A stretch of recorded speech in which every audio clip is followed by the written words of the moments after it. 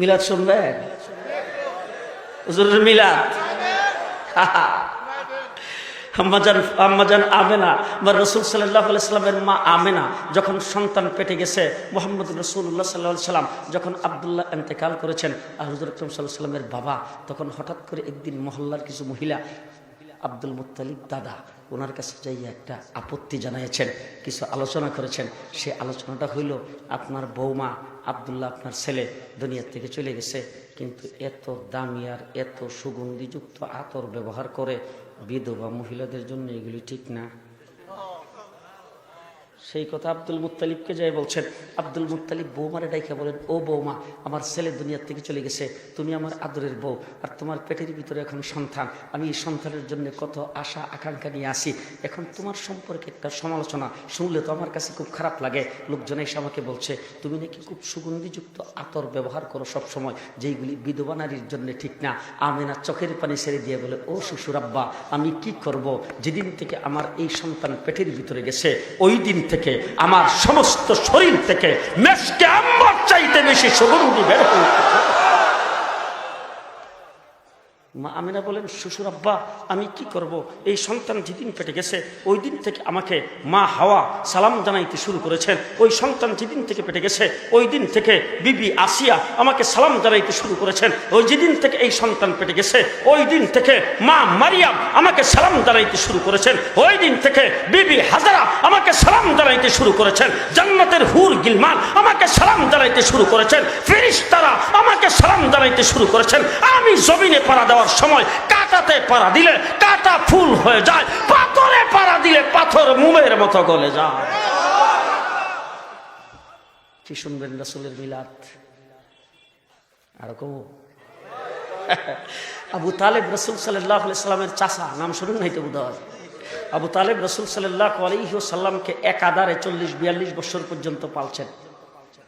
আবু তালেব একদিন রাসূলকে ডাক দিয়ে বলতেছেন, ভাতিজা, আমি কিন্তু তোমার চিনি, তোমার সম্পর্কে খুব ভালো করে জানি। আল্লাহর নবী বলেন, চাচা কি জানেন? বলে, তোমার যে বরত্ব, তোমার যে ইজ্জত, তোমার যে আজমত, তোমার যে অকার, এই সম্পর্কে আমার খুব জানা আছে। বলে, চাচা কেমনে জানলেন? বলে, কিছু তোমার মার কাছ থেকে শুনছি, আর কিছু আমি নিজের চোখে দেখছি। বলে, চাচা কি শুনছেন? বলে, শুনছি তোমার মা বলছে অন্যান্য মা যখন সন্তান পেটে ধারণ করে তখন ঠিক মতন ঘুমাইতে পারে না, ঠিক মতন খাইতে পারে না, উঠতে পারে না, বসতে পারে না, তারপরে কতক্ষণ শুয়ে থাকে, কতক্ষণ উঠে বসে, কতক্ষণ দাঁড়ায়, পেটে ব্যথা করে, কোমরে ব্যথা করে, পায়ে ব্যথা করে, দাঁড়াইলে পাওটা ভেঙে আনে, ডাক্তারের কাছে যাইতে হয়, চেক আপ করাইতে হয়। আর তোমার মা তোমাকে পেটে ধারণ করছে তখন নাকি তোমার মার কোনো কষ্ট হয় নাই। বলে, চাচা এই শেষ না আরো কিছু শুনছেন? বলে, ভাতিজা আরো শুনছি। তোমার মা বলছে তোমাকে তোমার মা যখন পেটে ধারণ করেছেন হঠাৎ করে একদিন তোমার মা কুয়ার থেকে পানি উঠাইতে গেছে। তোমার মা যখন আগে কুয়ার থেকে পানি উঠাইতে যাইতো তখন বালতি দিয়ে কুয়ার ভিতর থেকে টাইনা পানি উঠাইতে হইতো, আর তোমাকে পেটে ধারণ করার পরে তোমার মা যতবার কুয়ার থেকে পানি উঠাইতে গেছে ততবারই যাইয়া দেখছে কুয়ার পানি তোমার মার জন্য পার পর্যন্ত উঠে রয়েছে। আর কি শুনছেন? বলে, আর শুনছি তোমার মা বলছে প্রচন্ড রৌদ্রের ভিতরে তোমার মা যখন ঘর থেকে বের হইতো আকাশের মেঘমালা আইসা তোমার মার মাথার উপরে ছায়া ধরতো। বলে, চাচা আর কি শুনছেন? বলে, আরো শুনছি তোমার মা রাস্তা দিয়ে হাইতে যাইতেছে, রাস্তার দুই ধারের গাছগুলি তোমার মার সামনে মাথা মতো করে সালাম করতে শুরু করেছেন। বলে, চাচা আর কি শুনছেন? বলে, তোমার মা নাকি পাহাড়ের নিকট দিয়ে যাইতেছেন, আর পাহাড় থেকে পাথরের খণ্ডগুলি গড়ে গড়ে পরে তোমার মার পায়ের কাছে আইসা সালাম করতে শুরু করেছেন। বলে, চাচা আর কি শুনছেন? বলে, আরো শুনছি তোমার মা বলছে অন্যান্য সন্তান ডেলিভারির সময় তখন খুব কষ্ট হয় মার, কিন্তু তোমাকে ডেলিভারির সময় তোমার মার নাকি কোনো দায়ও লাগে নাই, কোনো কষ্ট হয় নাই। বলে, চাচা আর কি শুনছেন? বলে, আরো শুনছি অন্যান্য সন্তান যখন জন্মগ্রহণ করে তখন যেই ঘরে জন্মগ্রহণ করে ঘরটার মধ্যে দুর্গন্ধ ছড়ায় পড়ে, স্প্রে করতে হয়, ধূপ জ্বালাইতে হয়, তারপরেও মানুষ দুর্গন্ধের কারণে সেখানে ভালো মানুষ গমন করে না। আর তুমি যেই ঘরে জন্মগ্রহণ করেছ সেই ঘরটা মেশকে আম্বরের সুগন্ধিতে পরিণত হয়েছে। বলে, চাচা আর কি শুনছেন? বলে, আরো শুনছি তোমার মা বলছে অন্যান্য বাচ্চা জন্মগ্রহণ করলে দুনিয়াতে আসার পরে বাচ্চার নাভির নাকটাকে কাটতে হয়, আর তোমার নাভির নাককে যেন মায়ের পেটের থেকে কাইটা ক্লিন করে বের করে দিয়েছেন। বলে, চাচা আর কি শুনছেন? বলে, আরো শুনছি ছেলে সন্তান জন্মগ্রহণ করলে দুনিয়াতে আসার পরে তার মুসলমানি করাইতে হয়, খতনা করাইতে হয়, তোমারে কে যেন মায়ের পেটের থেকে খতনা করাইয়া তারপরে বের করে দিয়েছেন। বলে, চাচা আর কি শুনছেন? বলে, আরো শুনছি তোমার মা বলছে তুমি যখন মায়ের পেটের থেকে জন্মগ্রহণ করেছো, অন্যান্য বাচ্চা মায়ের পেটের থেকে বের হইলে তখন তার শরীরের মধ্যে পানি রক্ত এইগুলি লেগে থাকে, সে ব্লোম দিয়া ডেটল দিয়া ভালো পরিষ্কার পানি দিয়া ধইয়া মুছে পরিষ্কার করতে হয়। তোমার কে যেন তোমার মায়ের পেটের থেকে ধয়ে মুছে পরিষ্কার পাক পবিত্র করে ক্লিন করে বের করে দিয়েছেন। বলে চাচা আর কি শুনছেন? বলে আরো শুনছি, আরো আশ্চর্যের ঘটনা। বলি কি আশ্চর্যের ঘটনা? তুমি যখন দুনিয়াতে আসছো, তুমি নাকি আইসা তোমার মার পেটের থেকে বের হইতে দেরি, এমনি তুমি আত্তাহিয়াতু শুরুতে নিজে নিজে বসতে দেরি নাই, আত্তাহিয়াতু শুরুতে বৈশাই তুমি নাকি আল্লাহু আকবার বলে সেজদায় চলে গেছো। সেজদার মধ্যে যাইয়া তুমি কিছু সময় কাটাইছো, কি যেন বলছো তোমার মা বুঝতে পারে নাই। এরপরে তুমি সেজদার থেকে মাথা উঠাইছো, উঠাই আত্তাহিয়াতু শুরুতে বসে তোমার হাতের আঙ্গুলিটা উপরের দিকে যখন উঠাইছো, উঠাইবার মাত্র তোমার মা দেখে একটা নূর বের হয়ে গোটা জগৎটা আলোকিত হয়ে গেছে। যে নূরের আলোতে তোমার মা রুম আর পারস্যের বড় বড় মহলগুলি দেখতে শুরু করেছেন। বলে চাচা আর কি শুনছেন? বলে এরপরে নাকি তুমি কাঠিয়ে শুইছো, শোয়ার পরে তোমার মা টান দিয়ে তোমাকে কুলে নিয়েছেন। এমন সময় দেখে ঘরের ছাদটা উপর দিক দিয়ে খুলে গেছে, এরপরে ঘরের ভিতরে কুয়াশা ঢুকতে শুরু করেছেন। অল্পক্ষণের ভিতরে ঘরটা অন্ধকার হয়ে গেছে, কুয়াশা আচ্ছাদিত হয়ে গেছে। এরপরে গায়ের থেকে একটা আওয়াজ আসছে, এই বাচ্চাকে কিছু সময়ের জন্য মার চোখের আড়াল করে দেওয়া হোক। হঠাৎ করে তোমার মা দেখে তুমি আর নাই, তুমি তোমার মার থেকে গায়েব হয়ে গেছো। এরপরে একজনে আওয়াজ দিয়ে বলতেছেন, এই বাচ্চাকে উত্তর দক্ষিণ পূর্ব পশ্চিম গোটা জগৎটা ঘুরাইয়া সমস্ত মাখলুকাতের কাছে তাকে পরিচয় করায় দেওয়া হোক।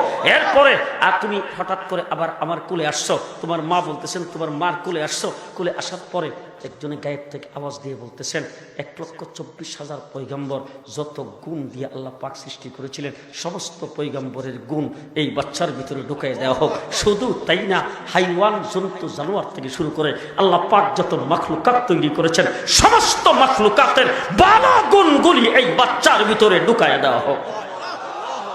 বলে চাচা আর কি শুনছেন? বলে আরেকটা আমি নিজে দেখছি। বলে আরো আশ্চর্য। বলে এটা কি? বলে তুমি সুবে সাদেকের সময় জন্মগ্রহণ করেছিলে। সুবে সাদেকের সময় তখন যখন সূর্য উদিত হয়েছে, আমরা তোমাকে ঘরের ভিতরে রাখছি সূর্যের তাপ যেন না লাগে। এরপরে যখন সূর্য অস্ত চলে গেছেন, আকাশে চন্দ্র উঠছে, তখন আমরা তোমাকে বের করে খোলা আকাশের নিচে মুক্ত হাওয়া খাওয়ার জন্য ঘরের বাইরে সেখানে তোমাকে শোয়াইছি। তুমি শুইয়া এইভাবে একটু কন্দন করতেছিলে আর হাত পাগুলি নাড়তেছিলে। আমি দেখতেছি চাঁদটা আকাশ থেকে তোমার দিকে আসতেছে। যখন আস্তে আস্তে দেখি যখন কাছাকাছি চলে আসছে, তখন চাঁদ তোমার উপর পড়ে যায় কিনা, কোনো বিপদ হয় কিনা, এই জন্য আমি চিৎকার করে ফেলেছি। কিন্তু একটু মুহূর্তের মধ্যে একটু পরে তাকাই দেখি চাঁদ তোমার উপর পড়ে নাই। তুমি যে হাত পাগুলি এইভাবে নাড়তেছ, তোমার হাত আর পায়ের নাড়ার সাথে চাঁদ তোমার সঙ্গে খেলা করতে শুরু করেছে। মুহাম্মদ রাসূলুল্লাহ সাল্লাল্লাহু আলাইহি সাল্লামের বিলাপ কোন ভাষায় আমি আপনাদের সামনে পড়ব? আমিনা তো বাচ্চাটা কোলে নিয়েছেন, কোলে নিয়ে বাচ্চার দিকে তাকিয়ে বলতেছেন, আল্লাহ, আমি জীবনে কত সুন্দর মানুষের চেহারা দেখছি, এত সুন্দর চেহারার মানুষ আমি আমিনা জীবনে কোনোদিন দেখি নাই। যখন এই কথা বলছেন, পরবর্তীতে আসছে হালিমাতুস সাদিয়া বাচ্চা নেওয়ার জন্য। আয়েশা আমিনারে ডাক দিয়ে, আমিনা তুমি দেখলে খুব দূর দেখছো, তুমি তো মক্কা নগরীর গৃহিণী, এই জায়গার থেকে তুমি আর তো বেশি মানুষকে দেখো নাই।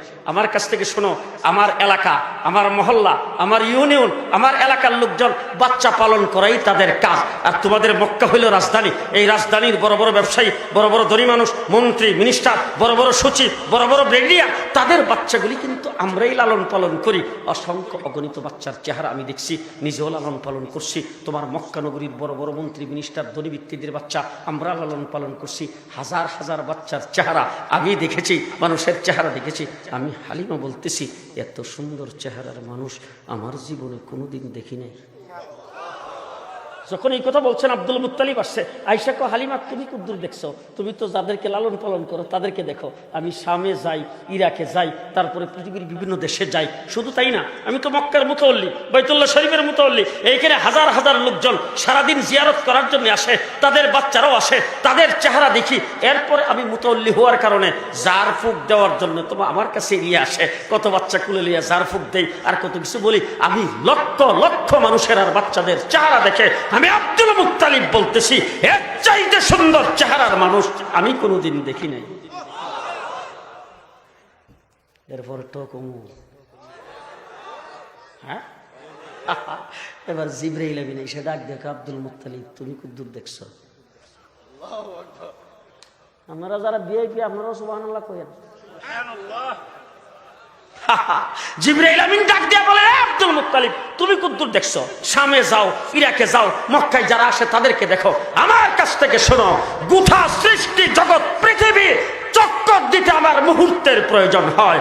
আদম থেকে শুরু করে পর্যন্ত যত মানুষ পৃথিবীতে আগমন করেছেন সকলের চেহারা আমি দেখেছি, সমস্ত নবীদের চেহারা আমি দেখেছি। শুধু তাই না, জান্নাতের হুর গিলমানদেরকে দেখেছি আমি, ফিরিস্তাদের সর্দার ফিরিস্তাদেরকে দেখেছি, সৃষ্টি জগতের সমস্ত মাখলুকাতকে আমি দেখেছি। শুধু তাই না, হযরতে আদম থেকে শুরু করে ঈসা আলাইহিস সালাম পর্যন্ত সমস্ত নবীকে আল্লাহ পাক যুগে যুগে সুন্দর বানিয়ে পাঠিয়েছেন, আমি তাদের চেহারা দেখেছি। শুধু তাই না, হযরতে আদম আলাইহিস সালামকে জান্নাতের ভিতরে দেখছি, হাওয়া আলাইহিস সালামকে জান্নাতের ভিতরে দেখছি, নূহ আলাইহিস সালামকে কিস্তিতে দেখেছি, ইব্রাহিম আলাইহিস সালামকে নমরুদের আগুনে দেখেছি, ইউনূস আলাইহিস সালামকে মাছের পেটে দেখেছি, ইউসুফ আলাইহিস সালামকে কুয়ার ভিতরে আমি হাত দিয়ে ধরে রেখেছিলাম, সুলাইমান আলাইহিস সালামকে সিংহাসনে দেখেছি, ঈসা আলাইহিস সালামকে মায়ের কোলে কথা বলতে দেখেছি। আমি বলতেছি জিবরাইল এত সুন্দর চেহারার মানুষ আমার জীবনে আমি সৃষ্টি জগতে কোনোদিন দেখিনি। এরপরেরটাও শুনবে। আল্লাহ রাব্বুল আলামিন ডাক দিয়ে বলেন, জিবরাইল তুমি দেখবা কোথা থেকে, আবার আমার কাছ থেকে শোনো, আমি রাব্বুল আলামিন মুহাম্মদের চাইতে সুন্দর কাউকে সৃষ্টি করি নাই। সৃষ্টি করলে রে দেখতে, বানাইছি তো না, বানাইলে রে দেখতে। হুজুরের মিলাদ, মা বেনা বাচ্চাটা কোলে নিয়ে চেহারার দিকে তাকায় চোখের পানি সারতেছে। মা বেনা কান্দো কেন? বলে কান্দতেছি এত সুন্দর চেহারার বাচ্চা দেখে তো আমি খুব খুশি, কিন্তু একটা জিনিসে মনের ভিতরে দুঃখ লাগছে। বলে কি দুঃখ? বলে দুঃখটা হলো ছেলেটার তো বাবা নাই, যদি আজকে বাবা থাকতো তাইলে আস্তে আস্তে ছেলেটা যখন বড় হইতো তখন মক্কার বাজার থেকে কত সুন্দর খেলনা কিনে এনে দিত, আর এগুলি দিয়ে সে খেলতো, আর আমি তাকায় তাকায় দেখতাম, তার বাবা দেখতো, মনে বড় খুশি লাগতো। আজকে তো সে তার বাবা নাই, তাকে খেলনা কিনে দিবে কে? সে কি খেলনা দিয়ে খেলবে? খেলনা কিনে দেওয়ার কোনো লোকজন তো নাই। আমার আল্লাহ রাব্বুল আলামিন ডাক দেখো, আমেনা তুমি কি বাবু, তার খেলনা কে কিনে দিবে? তোমার জীবন সন্তান আমার তো মাহবুব, খুব ভালো করে মনে রাখো আমেনা, তার বাবা যদি দুনিয়াতে জীবিত থাকতো তাইলে তার প্লাস্টিকের খেলনা কিনে দিত, কাঠের খেলনা কিনে দিত, বাঁশের খেলনা কিনে দিত, লোহার খেলনা কিনে দিত, পিতলের খেলনা কিনে দিত, স্টাইলের খেলনা কিনে দিত। ও আমেনা, তাকে খেলার বয়স হইতে দাও। আমি রাব্বুল আলামিন মক্কায় দাঁড়ায়া আঙ্গুল দিয়ে ইশারা দেবে, আকাশের চন্দ্র দুই টুকরা করে খেলা করাইয়া দেবে। মুহাম্মদুর রাসূলুল্লাহ সাল্লাল্লাহু আলাইহি সাল্লামকে তো দেখি একটা অলৌকিক ঘটনা দেখাও তো। আবার নবী সাল্লাল্লাহু আলাইহি ওয়াসাল্লাম খোলা আকাশের নিচে দাঁড়ায় আঙ্গুল দিয়ে ইশারা দিছে, আকাশের চন্দ্র দুই টুকরা হয়ে গেছে। সুবহানাল্লাহ! কি এর দুনিয়ার খেলনা দিয়ে খেলবে? আঙ্গুলের ইশারায় আকাশের চন্দ্র দুই টুকরা করে খেলা করাইয়া দেবে। আবার ভাইরা ছোট সময় দেখতাম আমাদের দেশে সিমের বিচি হাতে নিয়ে একজন আরেকজন কইতো, এই কত দিকে জুন্না বেজুর, জুন্না বেজুর। আবু জাহেল রাসূলের সামনে এসে একদিন বাতিজা কত দিকে আমার মুডের ভিতর কি আছে, মানে জুন্না বেজুর। আল্লাহর নবী ডাক দিয়া কো, আল্লাহ খেলা কেমনে দেখায়? আল্লাহর নবী ডাক দিয়া কো, চাচা আমি না কইয়া মুডের ভিতরে জিরে আছে হিডে কইয়া দে। হুজুর আঙ্গুল দিয়ে ইশারা দিছে, মুঠির ভিতরের পাথর জবান খুলে গেছে, লা ইলাহা ইল্লাল্লাহর কালিমা পড়তে শুরু করে দিয়েছে। মুহাম্মদুর রাসূলুল্লাহ সাল্লাল্লাহু আলাইহি সাল্লামের মা চোখের পানি ছাড়তেছে আর বলতেছে, হায় রে, তার বাবা যদি আজকে জীবিত থাকতো কত খুশি হইতো। আস্তে আস্তে ছেলেটা বড় হইতো, আঙ্গুলে ধরে ধরে হাঁটাইতো, কত জায়গায় নিয়ে যাইতো, কত জায়গায় ঘোরাফেরা করাইতো। আজকে তার বাবা তো দুনিয়াতে জীবিত নাই, তার ঘোরাফেরাই বা করাইবার মতো মানুষও তো নাই, সে তো ইতিম হইয়া দুনিয়াতে আসছেন। আল্লাহ ডাক দেখা, আমেনা তুমি কি চিন্তা করো, তার বাবা যদি জীবিত থাকতো কোথায় ঘুরাইতো? হেরামের ভিতরে নিয়ে যাইতো, বাইরে নিয়ে যেত, পাহাড়ের উপরে নিয়ে যেত, নিচে নামাইতো, অলিগুলিতে নিয়ে ঘুরাইতো। ও আমেনা, আমার মাহবুবকে ঘোরাফেরার বয়স হইতে দাও। মক্কা থেকে আঙ্গুলে ধরে টান দেব, সাত আসমান পাড়ি দিয়ে আরশ কুরসি লৌহ কলম ঘুরাইয়া আমার দরবার নিয়ে বসায়া। মুহাম্মদুর রাসূলুল্লাহ সাল্লাল্লাহু আলাইহি সাল্লামকে আঙ্গুলে ধরে ঘুরাইলে তার বাবা কোথায় ঘুরাইতো? আর ঘোরার বয়স যখন হবে আমি কোথায় নিয়ে যাব? সেই নবী মুহাম্মদুর রাসূলুল্লাহ সাল্লাল্লাহু আলাইহি ওয়াসাল্লামের উম্মত খুশি না বেজার? আরো জোরে।